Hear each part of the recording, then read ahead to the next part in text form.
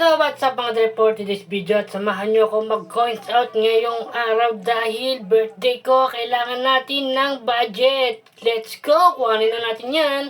At ito nga binato ng aking misis ang lagay ng mga coins dahil nga magko-coins out na kami. Kaya agad-agad ko nang binuksan ng ating com shop para makapag-coins out na. At bago tayo magbukas pala ng coins out natin mga dre, mag-open muna tayo ng computer shop para pag may pumasok, makapaglaro na sila mga dre. So, let's go. Open na natin ating com shop para makapag-start na tayo mag-coins out. Tara, umpisahan na natin mag-coins out mga dre. Siyempre, dito muna tayo sa dulo sa number 6. So, halos lahat din talaga mapupuno na. Yung iba may buo-buo pa dyan. Kaya, paano pa gagawin? I-coins out na yan.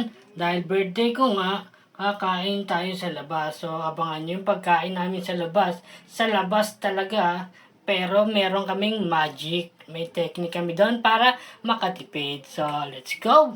At para nga pala sa inyong kalaman mga dre, ito nga pala ay pang coins out na natin ng pangalawa. Kasi yung una, nag-coins out ako ng puro tagpipiso. Ito yung pangalawa, bali, July 1 to July 13 ngayon nag-coins out ako ng July 1 yung tagpipiso. Ngayon, July 13, kinuha ko na as in lahat. Kinuha ko na yan kasi nga birthday ko, kailangan ko ng konting budget. Wala na din talaga ako. Kaya kinuha ko muna yan para magamit ko. Siyempre, minsan lang tayo magbe-birthday sa loob ng isang taon.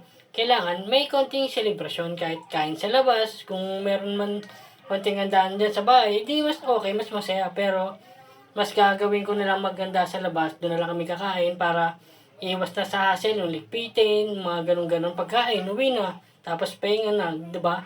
Mas masarap pa kumain pag sama-sama kayo. So, paano mga dre?